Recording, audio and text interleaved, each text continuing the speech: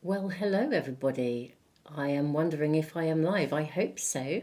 And um, with any luck, you can see me, hear me. I'm going to wait to see if I can pick up on any comments that come through. I'm not quite sure whether they will show on this screen or not. I'm using a new streaming software. It's ages since I've actually done anything live. So it's so exciting to be doing something. It really is. I swear it's almost a year ago since I did something full on live, just going for it and connecting up with you all. So it's absolutely amazing to be here. I can tell actually by the fact that I'm hearing little blips. I can't see my comments. I'm wondering whether I can actually manage to see them. If I can't, I can't. But I can hear comments, I think, coming through. So I'm guessing that we are live. So fabulous, right? I unfortunately don't know how to, don't know how to bring up the comments, but I will worry about that another time. Welcome everybody. I am so thrilled to be here to talk to you about manifesting with the moon. If you're following my channel, you'll know how much I passionately am totally into manifesting with the moon. It's not just about manifesting. It's not just about being trying to get stuff for ourselves. Manifesting is about, manifesting with the moon for me is walking a spiritual pathway. It's living in alignment with higher values, living in alignment with higher energy, living in alignment with the planetary influences, and understanding how the moon actually really helps to keep us on track. When we manifest with the moon, we are literally aligning with the incoming energy, and we are 75% water or thereabouts. And our beautiful moon has the ability to actually move our tides, to move our oceans. Well, it's the sun and the moon combined. It's impossible for me to comprehend that we're not affected by the moon, and I know personally that I am, and it's been a really life-changing experience actually. Now I'm just going to work out whether I can actually, please bear with me with technology. I am just going to see whether I can either bring up comments. I'm hearing lots of, here we go. Ooh, yes, I can. Oh, that's very, very exciting. Okay, I've actually managed to bring up. I'm really impressed with my super ability to be technical, albeit briefly, which is absolutely lovely. That is really, really nice. I can now actually see some of your comments. Hello, everybody. It's really, really nice to see you actually. Welcome everybody, and could you all as well in the comments give a wonderful warm welcome to Kate. Kate is moderating for me today, so she's going to be checking in with you and making a note of any questions that you might want to ask, because I can't really talk to you and manage all the comments as well. So Kate's going to be checking in with you. If there's anything you want her to make a note of, which I can come back and answer later, then do tune in with her. Kate, thank you so much for being here and moderating today. It's really, really lovely to be doing this together actually. So, beautiful souls, where shall we begin manifesting with the moon? It's a very exciting thing. So I think as you're all just arriving, I'm going to move my comment box out of the way so that I can so I can actually see the screen, because I'm going to bring like a PDF up, and I'm going to talk you through. Basically, I'm going to talk you through exactly what we need to do if we want to really, really learn how to harness the energy of the moon, and how to really use that to enhance your life, to enhance your daily living. So, when we are manifesting with the moon, we are looking for certain pieces of information that we can then use in order to kind of work out how to best harness the energy, and also work out how the energy affects us personally. So I'm going to bring up another screen for you, and here we go. Yeah, you should still be able to see me, hopefully up in the corner. So I'm going to go through the various bits of information that we are looking for when we're working with the lunar energy, because it's very, very specific. And once you get your head around this, you'll find the more that you do it, the more you will be able to, the more this will come so naturally to you. Once you get the hang of manifesting with the moon, you kind of know what you're looking for, you know how to put the information together. And it actually becomes a very straightforward process. So when we're manifesting with the moon, the first thing that we are doing, the very first thing, is that we're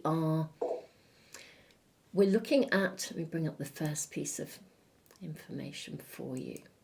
There we go. So this is the first thing that we look at when we are manifesting with the moon. We're actually looking at the different moon phases. Now, lots and lots of people, I think, are aware of the new moon and the full moon. In fact, we had a full moon at the time of doing this webinar. We had a full moon 2 days ago, very powerful full moon. I think lots of people are aware of the full moon, lots of people are aware of the new moon, because those are when the energies are really, really peaking. I can actually remember, you know, my very first awareness of the fact that the moon had an impact. And I'm going back a long, long time. My driving instructor, actually, when I learned to drive at my earliest possible age, and I went to book a driving lesson, and my driving instructor actually said, "Oh no, I'm not taking you out on that day. It's a full moon." And he said, "I never, ever, ever take out a brand new driver on a full moon because the roads are crazy." And this is his real experience. So that was my very, very first sort of piece of information from what I would call the everyday world, from somebody whose real experience said, look, the moon has an impact on us. And actually, I navigate my life accordingly, or I do things differently because of my awareness. So it's really, that was my very first experience of recognizing that the moon had an impact, or someone letting me know about it. Now, when we are navigating with the moon, as I said, most people will know about the new moon, most people will know about the full moon, but we actually have all of these moon phases. Every moon month starts with a new moon, and the new moon is the point where the sun and the moon actually come together, and it's like a sacred union or a sacred marriage. The sun and the moon literally sit together, and that's why the moon is dark. We don't see her because effectively the sun is so bright we cannot see the moon at that point. You know, sometimes when we have an eclipse, sometimes literally the moon will cast a shadow right across the sun. But eclipses are a whole other story, and today I'm just going to talk about manifesting in really basic terms. The new moon we associate with making new moon wishes and new moon intentions. And this is what this phase is about. I'll go into this in detail in a moment. Now, the next phase is the waning crescent phase. And the waning crescent phase is when the moon starts to, we just see a little crescent, and she starts to get bigger and bigger and bigger. She then reaches her first quarter point when we sort of see a half moon in the sky. Then she gets bigger and bigger and bigger till she reaches the full moon position. And then her energy starts to decrease. So we have the waning Gibbers phase when the moon is still quite big but decreasing. And then the last quarter or the third quarter. And then the waning crescent moon as she diminishes. And then we head back to another new moon. So we have this whole kind of cycle that is really, really consistent in energy. And it's really, really helpful to think about the way that energy is either rising, so it's getting bigger and bigger and bigger, or it's diminishing. You know, it's getting smaller and smaller and smaller, because whatever the moon is doing, that energy is going to either increase something or it's going to decrease something. So when we're tuned in with the moon phases and we understand them and we know what's happening when, we can really utilize this energy in very, very specific ways. So let's move on and look at well, I'll talk about the moon phases in real detail in a moment, but the moon phases are one element of manifesting with the moon and understanding the energy. The next element that we look at are the zodiac signs. So if you can imagine, here we are on our beautiful planet Earth, and we look out into space and we see the moon. technically, if you understand astronomy and you can look out into the stars and you can see all of the planets, and all of the zodiac signs, it looks as though, from our perspective, that the moon moves from one sign to another. And when the moon is in the influence, let's say she's passing through a particular sign, her energy, her energy could be getting bigger and bigger and bigger. It could be getting smaller and smaller and smaller, depending on the moon phase. But her energy is influenced by the personality of that sign. So as we are looking at this picture, you can sort of see the moon sitting in front of Leo and Virgo. So when the moon is moving through Leo, for example, the lunar energy is going to be more Leo-ish. It's going to be more boisterous. It's going to be more out there. It's going to be more sort of, I wouldn't say optimistic as such, but yeah, more bouncy, more happening. Whereas when the moon moves into Virgo, actually, when the moon is in Virgo, it's a very good time to really start to knuckle down and get to the nitty-gritty of things. Virgo energy is very, very good at being precise and paying attention to the details. So depending on whether the moon is getting bigger and bigger and bigger or smaller and smaller and smaller, we can kind of use that energy in collaboration with the influence of that zodiac sign. So the moon passing through the zodiac signs is the second element of manifesting with the moon. The first is understanding the moon phases. The second is the sign that she's passing through. We then need to take into account what we call the void of course moons. Now, a void of course moon is when the moon is passing through the zodiac signs, but when she passes from one sign to another, she very, very rarely it's not like she exits from one room and steps into another room. There's usually a space in between, and this is what we call the void of course moon. And when we are in a void of course moon, it means that the moon is not being influenced, or her energy isn't channeling through the personality of a sign. Now, a void of course moon could be minutes long or an hour long or a couple of hours long. But sometimes we get really, really big void of course moons that literally go on for 24 hours, even a little bit more.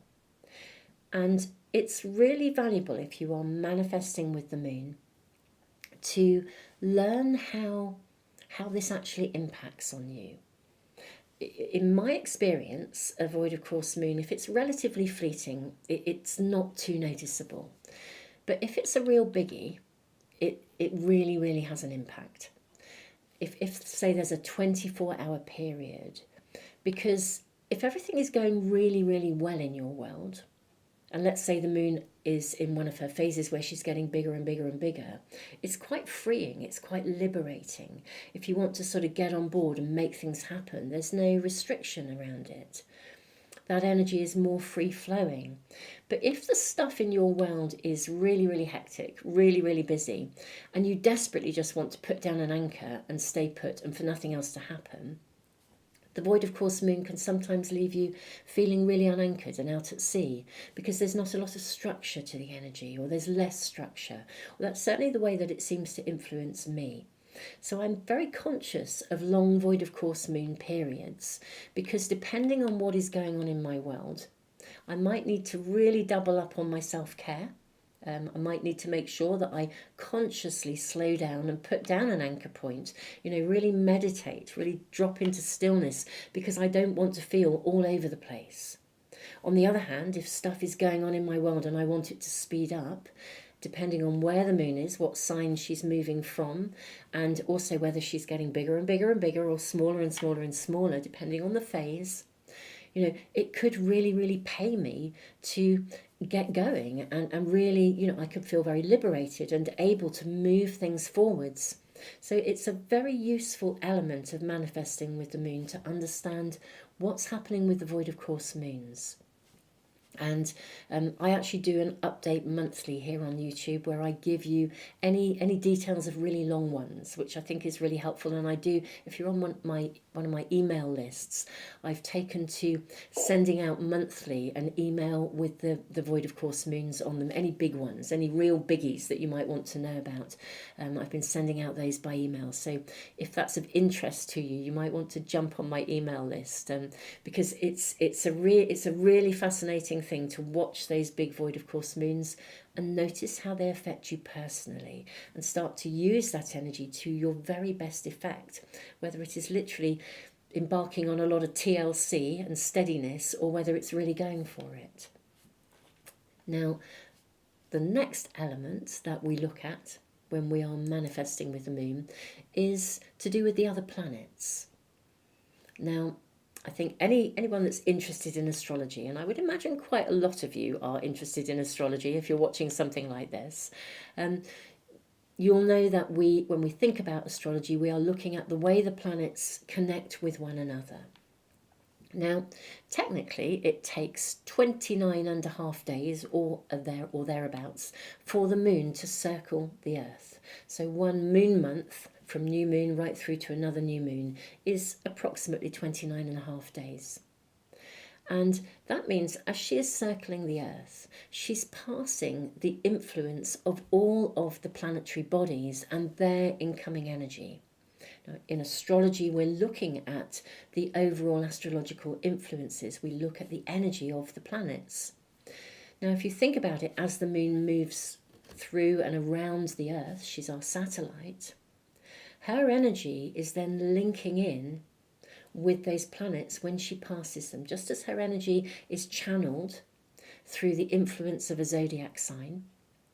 Her energy links in and can increase actually the influence of some of the incoming planetary energy, or indeed she can soften it. So depending on the moon phase, whether the moon is getting bigger and bigger and bigger, or diminishing, smaller and smaller and smaller, depending on that moon phase, the energy that's incoming from the planetary connections and collaborations could be massively increased, or it could be leveled out. Now, if you're a great follower of astrology and you know how specific planetary transits are affecting you, knowing when the moon is passing those planets is a really, really helpful thing, because you could have a very, very intense day when the moon passes, let's say, a transit that's personal to you. Likewise, when we see some of the global happenings, when the moon passes the planetary alignments that are having an impact on us collectively and globally, she can be steadying that energy or she can be increasing it. And I actually put these little drawings that when I was putting this together earlier this morning, these pictures. I found a little picture of that is supposed to be just behind the moon. You're seeing Saturn and Neptune, and I put them together because actually this is one of the biggies next year in 2025. In 2025, one of the major connections that will happen is that that Saturn and Neptune are going to come together, and this doesn't happen very often. We're talking hundreds of years. It's a real biggie. They also happen to be coming together at 0 degrees Aries. They're moving from Pisces into Aries. So it's a very, very significant astrological happening. Now, every time the moon passes them, she's passing them once a month. It takes 29.5 days for her to circle the Earth. Depending on the phase of the moon, this is going to enhance that energy. It's going to make it bigger. So it's going to be very, very, very interesting to watch the way that the moon influences or increases or steadies some of the really major astrological happenings that are taking place next year. Because there's some really, really big, powerful energy going on next year astrologically.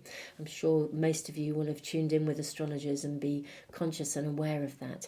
2025 is unprecedented, and that's not an understatement. It is unprecedented in terms of what is actually happening next year. It's absolutely phenomenal. So when the moon travels around and connects in with those planetary influences, we're going to see we're going to feel a difference, potentially an increased intensity actually, depending on the moon phase. But we're potentially going to see an increased intensity of the influences of those planetary connections. And we're going to feel them personally as well as globally. So those are the elements, the different elements that we are looking at when we are learning to manifest with the moon. This is all the different areas of energy, effectively. So let's now talk through in more detail the actual moon phases. So the kind of what we can do with the influence of the moon phases, whether the moon is, as I say, getting bigger and bigger and bigger or smaller and smaller. Let's check in on them. So these are the moon phases here. Let me bring this up. So the new moon. Now, as I said earlier, a new moon is a sacred marriage. It's the point when the new and the new moon, the moon, not the new moon, the moon and the sun come together, and it's really a connection between the divine masculine and the divine feminine. And this is why we set wishes and intentions on the new moon. It's because it is literally a sacred union. If you think of the divine masculine and the divine feminine coming together, it creates a point of fertility. So that is why we set new moon wishes and new moon intentions at a new moon. Now, I personally set both. People often talk about wishes and intentions in the same sentence. For me, they are different. If you want to really utilize this energy at a new moon, a wish is something that comes from the heart. A wish is something that you desire. It's something that you are yearning for. Whereas an intention is, it's got a much more, I guess in a way, we're talking about masculine and feminine energy again. You know, a wish has a greater sense of emotion and intuition to it. Whereas an intention is something that you can set your mind to. You can sort of write a list of, I intend to. You know, so if you're wanting to manifest something and you set a wish, you know, this is my deepest desire, this is what I'm wishing for. If you then set an intention next to it that says, and I am prepared to do, I commit to doing this, I intend to do X, Y, Z to make this possible. It's like not only have you put your wish into the universe, but you're now putting an action plan together as well. You're prepared to actively co-create with the universe. So you're really giving it your absolute best in terms of getting a response from the universe when you actually set a wish and an intention side by side. This is a really, really good way of actually harnessing this energy at its absolute best. And it's also valuable to think about the key time to do this. Now, if you think of this as a sacred marriage, that point of fertility is when the sun and the moon come together. So we set our wishes and our intentions from that exact point and for the 8 hours afterwards. If you do it before, then in a way it's like trying to conceive before you've actually kind of met someone. You need to actually wait for that sacred union, that absolute point of connection. That's the point of fertility. And as close as you can get it from that point onwards, that's when the energy is at its most powerful. And then over the next hour, the next 8 hours, it diminishes. So again, monthly, when I do the moon energy updates, I always do give you timings for the new moon across the globe. And that is why I give those timings, so that you know when you can set those new moon wishes and you can set those new moon intentions. And personally, if I were you, I certainly do this myself, set both, put them side by side, because you're absolutely in alignment with the divine feminine of those wishes and the divine masculine of those intentions, the goal-driven energy of the intent. So you're really harnessing the energy at its absolute best.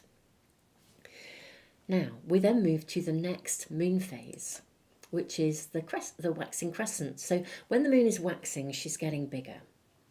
Now, this is when we see just a tiny little bit of the moon, and she gradually gets bigger and bigger and bigger till we reach the first quarter. Now, I always think of the energy of the waxing crescent moon. It's a bit like if you've set your wishes and your intentions. It's a bit like it's like setting your, I don't know, putting your Google map on in your vehicle. You're heading somewhere, you've decided on the destination, you know where you want to go, and now you're coming out of the parking lot. Now, depending on the sign that the moon is moving through during this waxing crescent moon phase, this will influence this energy. You know, the energy is going to come through that personality. So if, for example, the waxing crescent moon was in Aries, which is pretty fiery and go-getting, it's really all about jump-starting, then actually you might pull out of that parking lot quite quickly. The energy will support you to move fast. It will support you to be very, very active.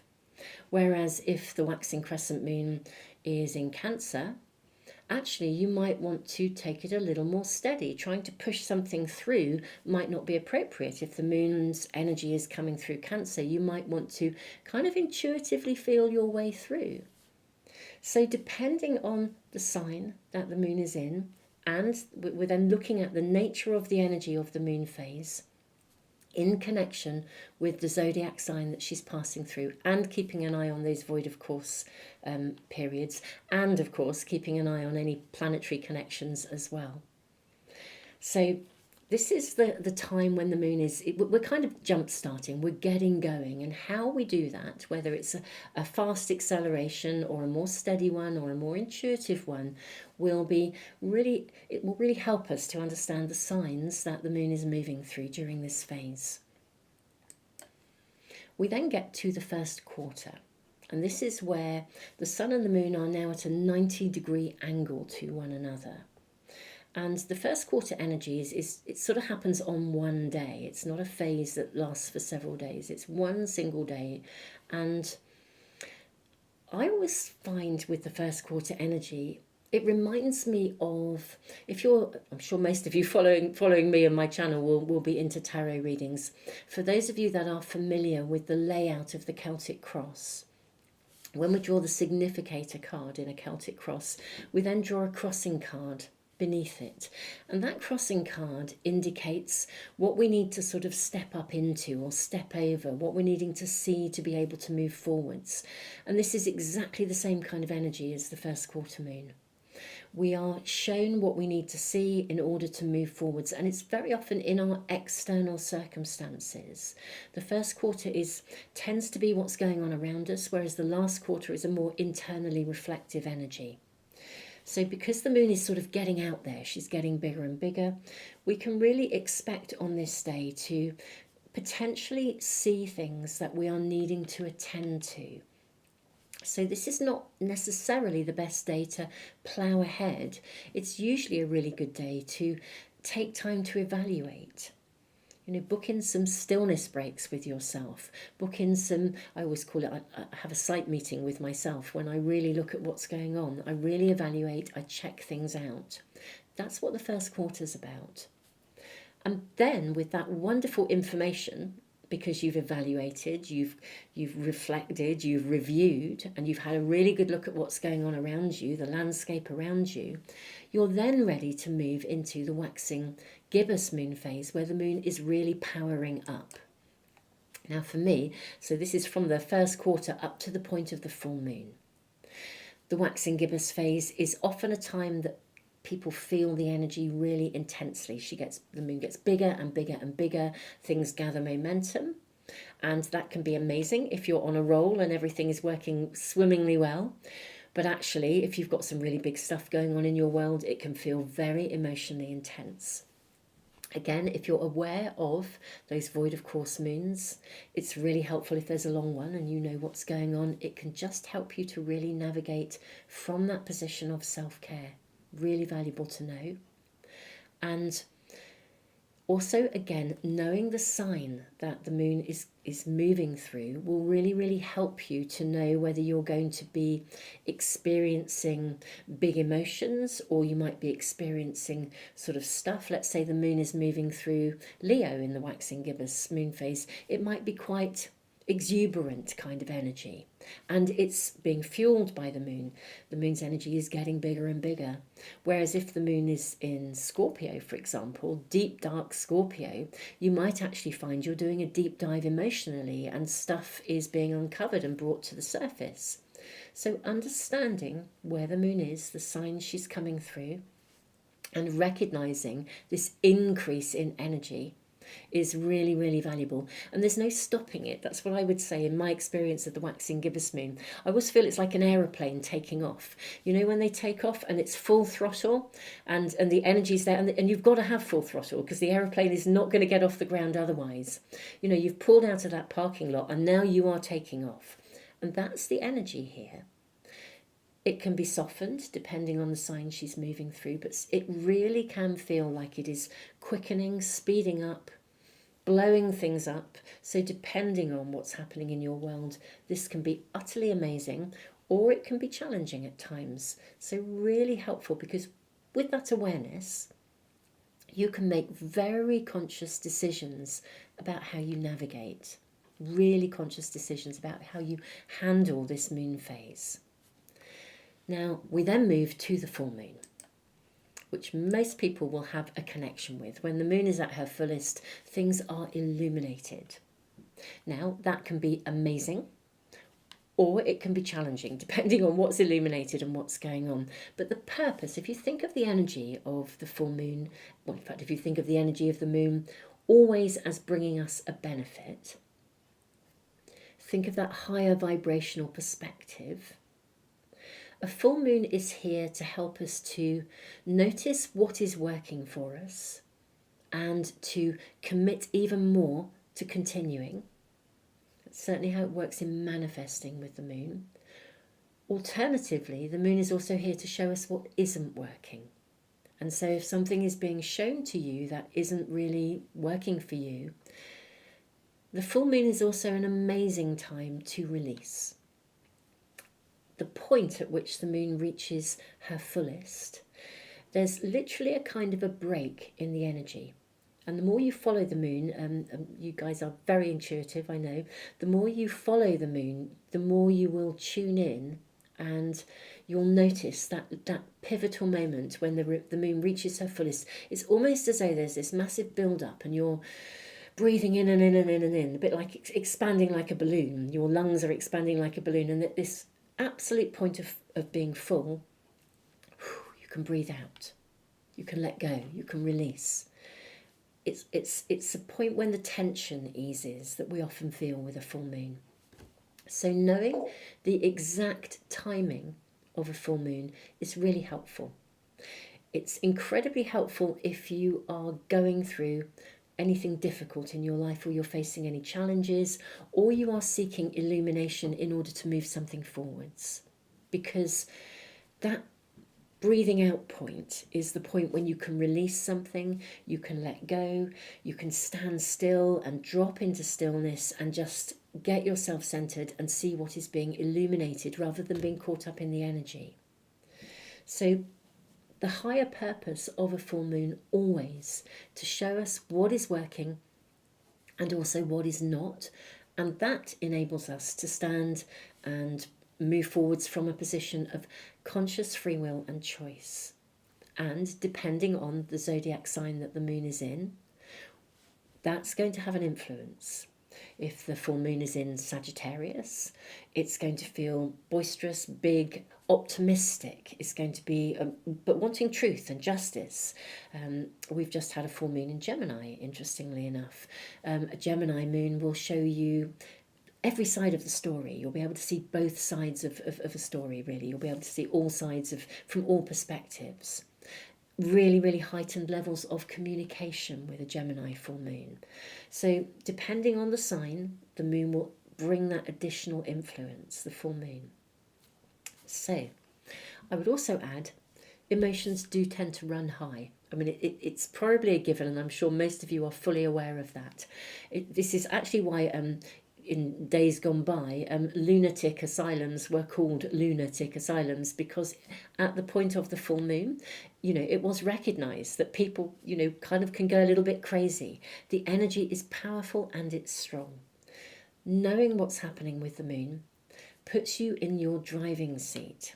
You know, if you're being affected by the energy but you don't know why, you're far more likely to be sort of living in a reactive kind of way. If you're conscious of the energy, it means you can kind of you can harness it. You can think about what you want to do. Do you need to put down an anchor? Do you need to lay low for a little while?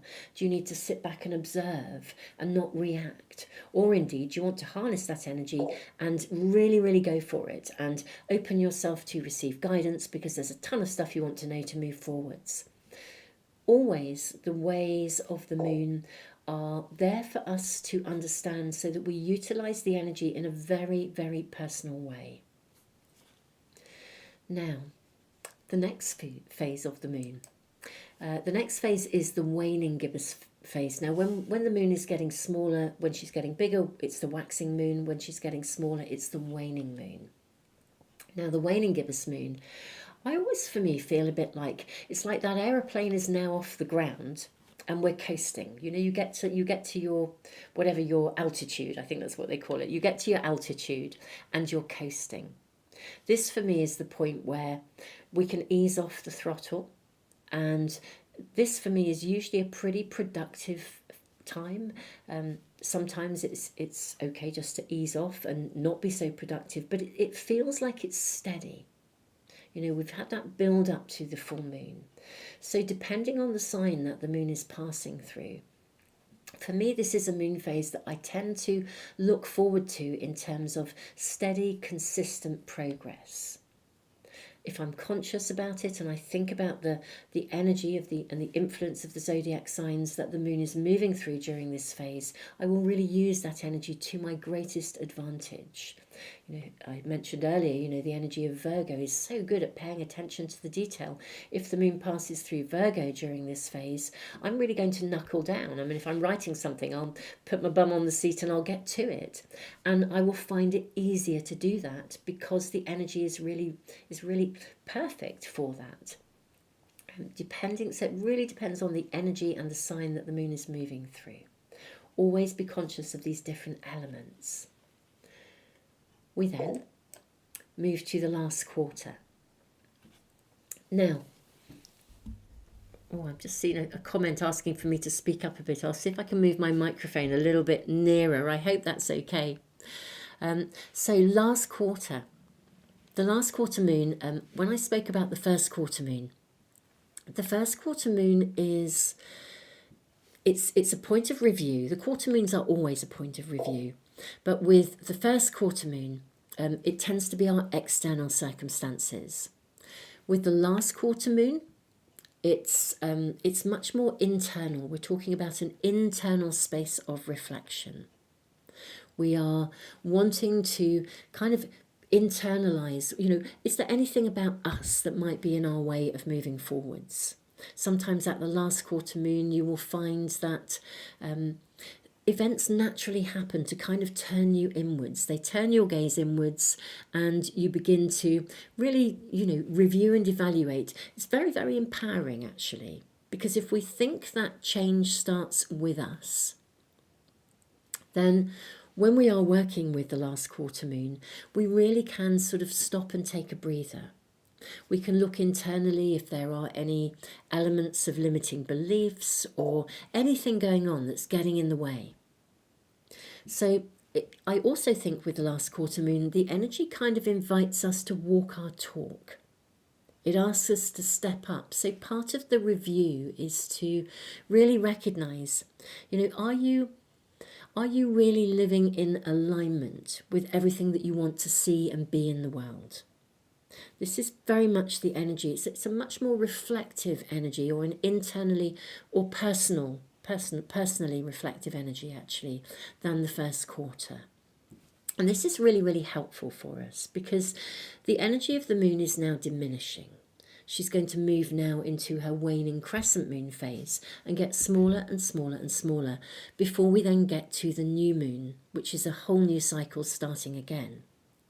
So if you think that you're going to set your new moon wishes and intentions again, all over again, when we get to the next new moon, this evaluation is really, really valuable. because it's that point of power for you where you really check in with yourself and make sure that you yourself are on track in terms of anything and everything that you can deliver to keep your manifestations on track. So the moon then moves into her waning crescent phase, where she does get smaller and smaller. And this tends to be a time for me, I always feel, where I'm crossing the T's and dotting the I's. I'm not in a mad rush. I'm trying to finish things up. I'm trying to do a little bit of evaluation along the way. Whatever came through at the last quarter, I'm really contemplating it. I've taken it on board. Whatever came through on that day, when I really chose to meditate into the energy, look at myself, I'm now kind of wanting to integrate that knowledge and that awareness so that when I get to the next new moon, I'm absolutely primed and ready, completely primed and ready to set really, really focused wishes and really, really focused intentions in order to harness that energy and start a whole new cycle. And if you think about it, when we manifest, manifestation is a series of it's just like the cycles of the moon. When with a new moon, we set new moon wishes and intentions. When we're manifesting, it starts with an idea. It starts with a spark. It starts with, a vision, a dream, something that we want to do. But then we've got to kind of take action. We've got to get it going. We've got to sow those seeds. That's the crescent moon. Then we kind of need to evaluate and see, do we need to do anything? Do we need to tweak, course correct? What's next? Do we have obstacles to climb over? That's when we evaluate at the first quarter. This is very much in alignment with the process of manifesting. We have an idea, we put it in motion, we sow some seeds. We've then got to work out what else we need to do to make it happen. Then we can kind of really start to invest. That's rather like the moon moving through her waxing Gibbers phase. When we get to the full moon, we can really see where we're going. Are we on track? Aren't we on track? Do we need to start afresh? Do we need to do something different? Or are we really, really on target? And then we have a period of steady progress where we keep on manifesting. We keep at it. We've got to be persistent. We've got to keep going. Manifestation often fails because we have a lot of oomph at the beginning and then we give up. We lose momentum. So the waning Gibbous moon phase is very like that energy where we need to keep going. We need to cross the T's, dot the I's, and actually make it happen. And then, of course, that internal review to make sure our energy is in alignment with what we're trying to manifest. Because if it's not, manifestation is one of the many reasons why manifesting doesn't always work. Our internal energy isn't in alignment with what we're trying to manifest. We could have all sorts of big dreams, but internally we've got a raging inner critic and lots of self-doubt. So you're out of sync with your own energy. The last quarter enables you to tune in with that and to start to address it. And to really do some internal work before you then get to that new moon phase again. So I hope you can sort of see that literally the energy of the moon and the different phases literally aligns in perfection with the process of manifestation and the energy of manifesting. It's a really exciting thing when you kind of realise that this is there, it's real, it's natural, and you can align with this energy every single month. Every 29 and a half days, you get a fresh start, or indeed a fresh start with an existing project to move it further forwards, or a fresh start to fine-tune something and bring it to completion, or a completely fresh start. And this is every moon phase, every new moon. So it's very, very exciting when you really harness this energy. So this is why we have moon diaries. Now, I'm going to shift the camera down and I'm going to show you mine just to show you how you use this. But in all honesty, you don't have to buy my diary. You could buy any moon diary, any astrological diary should have information in it that will enable you to know what the moon is doing, when she's doing it and how she's doing it. And this is across the board. And that's why moon diaries are just such a brilliant, brilliant tool to use. So I'll show you mine just because that's the one I use. Let me see if I can move the camera down. I'm going to have to move my microphone a little bit further out the way, so I hope you can still hear me. Okay, right, moon diary. Let me see if I can focus that a little bit. Okay, I hope that's focusing in. So So I actually use a moon diary and a journal, and I will touch base with this afterwards just because this is another layer of information. But today the focus really is to give you the fundamentals. This is another workshop in its entirety really, but with any moon diary, what you should see at some point in your moon diary is a week to view page. Every astrological diary, every moon diary will have something of this kind of layout. Most of them are a week to view. And what they will show you is where the moon is, what the moon is doing. So for example, this is the very first week of 2025. On Monday in the UK time, this is a UK diary. I have different editions for different locations, but on Monday the 30th of December, here in the UK, we have the new moon in Capricorn. So we have the new moon here. You can also see that the moon is in Capricorn, coming from a void of course position. So here we've got void of course in Capricorn, new moon in Capricorn. On Tuesday the 31st, the moon is still in Capricorn. So you've got that information about the zodiac sign influence. And the waxing crescent moon phase starts. And you can also see it here. Most moon diaries will have little symbols. So you'll be able to see, you can see here the moon gets bigger and bigger and bigger and bigger. It will be the following week before we reach the first quarter, which is on Monday the 6th in Aries. So that's going to be an interesting day, because Aries energy is very centered. It's very I am. It's all about new beginnings. So especially in the first week of January, having had a new moon, this is going to be a really interesting evaluation day. Probably quite active and probably quite personally focused, because it's an Aries moon. An Aries first quarter moon, it's going to give you, I think, probably a lot of fiery, powered up energy to be able to really evaluate and make some quite decisive decisions about how you then move forwards as you move into that waxing gibbous moon phase, as we move then towards the first full moon of the year. And the first full moon is in Cancer on Monday the 13th. So you can see that the information you need to know what's happening with the moon, what phase she's in, what sign she's travelling through, whether there is a void of course period or not. All of that information will be in any moon diary and in any astrological diary. Now, different moon diaries have different bits of information at the beginning of each month. Mine has some sort of extra things. Most moon diaries will have some kind of a write-up. Most astrological diaries do as well, where they will give you a bit of an overview or a bit of a write-up about what's coming. For me, mine focuses, I actually draw cards and runes every year for each month as well, which I have always found are rather lovely and generally very accurate actually. And I also go through each of the moon phases, purely talking about the energy. Now, this is sort of personal to me, I think. An astrological diary, if you're really, really interested in astrology, then you might find a more detailed astrological diary would suit you better than mine, for example, because there'll be a lot more planetary information, a lot more of the symbols on your week to view pages. There'll be a lot more around different planets. I do let you know about planetary influences, and I write it up at the beginning of each month in terms of the energy, so you know whether the energy is going to be strong, demanding, easy, productive, to give you a real sense of the flow of energy in each of the moon phases.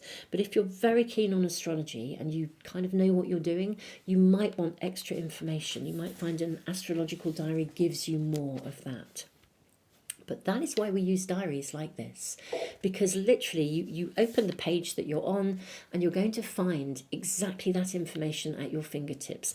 All of this information is available on various astrological sites. Some fantastic sites out there. They're free of charge. You can literally jump on and you can see where the planets are and what the moon is doing. But actually, if you just want to open a page and know right at the start of your day what's happening with the moon, and you also want to really kind of plan ahead. So I'm very much a hands-on diary person. That's just me.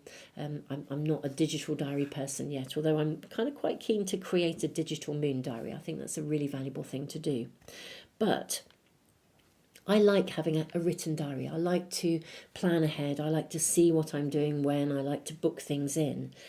And using a moon diary really helps me, because if I know that I've got a particularly strong full moon coming up, well, it might actually influence what I choose to do on that day. It might influence, you know, what I'm going to do. Am I going to keep my head down and have a quiet day because I want to see what's illuminated? Or am I actively going to try and move something forwards and open myself to receive information, to take an action? It depends what that full moon is, what's happening with it, where it is, but also what's going on in my personal world. You know, having a diary enables me to really look ahead and work out what I want to do and how I want to do it with awareness of the influence of the moon. So that's why we use tools like this. So hopefully that gives you just an idea of how these kind of diaries work. They are tools, literally, to give you almost like the data and the information you need to know what the moon is doing, what sign she's in, what moon phase she's in, whether there's a void of course period. Everything is there to help you to be able to navigate with that full awareness. So that is, well, that's my diary. That's every diary you buy will be a little bit different. I've used many over the years. Mine focuses on energy. As I said, an astrological diary will give you more astrological information. So I think what I will do is I'm going to touch base on another layer of manifesting with the moon, just briefly, just because it's really exciting. So I'm going to just bring in to show you as an example the Manifest with the Moon workbook and journal. This is a whole other layer of manifesting. It's a different ball game altogether. Now, this is literally what it says. It's a journal, so it's got a very different layer of information. In my journey in my life and my own personal evolution, learning about the different things that I've learned, and particularly my own mentorship has been in native people, tribal teachings and Native American teachings, shamanic ways of understanding. And when I started to look at the tribal teachings that were connected to the 13 moons of the year, what I found was that whether I was looking at shamanic teachings from Aboriginal people, or from Native American people, or from most recently from some tribal peoples in Nigeria, all of the teachings are identical. They have different names, but the stories and the learning for each moon is the same. And when you look at it in alignment with traditional astrology, it also resonates exactly with that energy. So these understandings, almost at a level of soul growth, have been around for hundreds and hundreds and hundreds of years. They've been passed down through word of mouth. And the journal really just takes you on that journey. It's a workbook. I've talked about the 13 moons of the year, and the journal is laid out with a focus on the new moon, the 4 power points, the new moon and the quarter moons and the full moon. And there's space for journaling. With new moon, with every new moon, you've got an opportunity to write your 10 new moon wishes and your 10 new moon intentions, which is about creating that connection. You're investing in the divine feminine with a new moon wish, and you're investing in the divine masculine with your new moon intentions. But it really is just it is a journal, but it is focused on those 13 moons of the year. And what I've written about for each of the moon months, which I will move us to, here we go, the second moon month, February. I've actually shared my own personal learning at a level of, I suppose, emotional and psychological growth.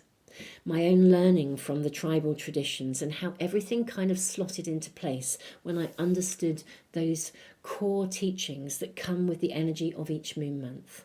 The second moon month is, I've put see yourself as a source of change. This particular moon month is governed by the tree law, the Celtic tree law of Rowan. Rowan is known as the tree of life. She's associated with courage and protection.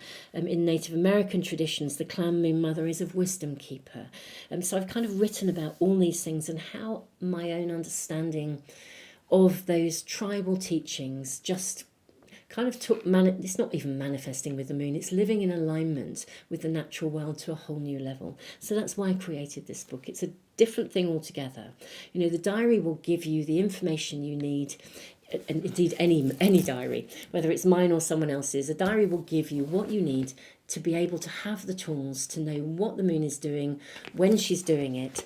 This is sort of a personal thing for me. The Manifest with the Moon workbook and journal was a book that I wanted to create because for me it was absolutely life-changing to understand that deeper level of meaning of the moon cycles, of the 13 moons of the year.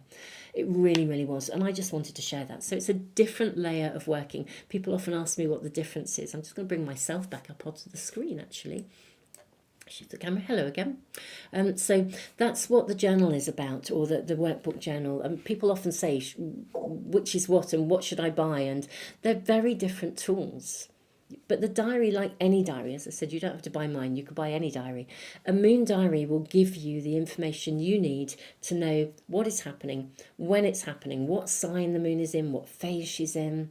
If you want to know the big void of course periods, I do post them out. If you're on my email list, you'll get them through an email every single month, and I also do an update here on YouTube. So that information is there for you, and it's there to help you to navigate with this energy. Now, and as I said, the journal, whole other layer of working. And I think if you're passionate about the moon and you're passionate about soul growth, then it may be a book that you will love. But it's a much more personal journey for me.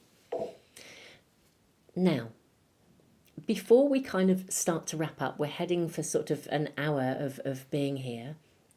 Before we do, I just want to actually touch base on next year, because 2025, quite genuinely, I'm sure all of you who follow astrologers will know, it really is a year of unprecedented transformation. What I've certainly been shown in my own journeying, in my own readings, and it comes through in the readings that I do here on YouTube time and again, is that this really is a year where humanity is almost, I feel like we're in a funnel of energy. And we are being pushed into a space of higher levels of consciousness. It is literally as if the collective consciousness of humanity is going to rise. It's going to grow exponentially. And the planetary alignments next year are phenomenal.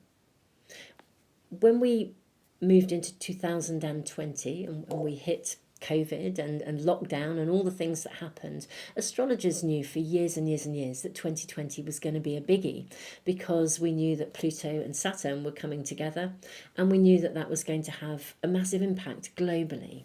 We didn't necessarily know how it would manifest, but we knew it would be huge. In 2025, we have the equivalent of 4 separate big events like that, and they're all happening. So, Saturn will connect up with Neptune, which is, it's different. It's completely different energy to Saturn and Pluto, but it's still, we're going to see structures dissolving. We're going to see old ways dissolving and new ways of being, doing, seeing, thinking, emerging. I think we are going to literally, as a human species, be able to embody more light, to live differently, to live more consciously. And when I wrote this diary, and I'm sure any other creators who've made similar books, when I did the diary for 2025, it's the first year I actually thought these books aren't just going to be great fun to use and really lovely. This is the first year I felt that they would be really needed, because it really is a year of unprecedented change. Now, I am personally majorly excited about it. I think we are going to see exponential growth. However, growth doesn't always happen easily, and sometimes there is a kickback, and we can see friction and challenge in order for us to then emerge. I think it's a bit like if you think of birth, birth isn't always easy. We have to know when to push, we have to know when to breathe. And sometimes birth can feel quite precarious. You know, we can get there in the end, but it's not always the easiest of processes. And 2025 is like a year of rebirth for humanity collectively.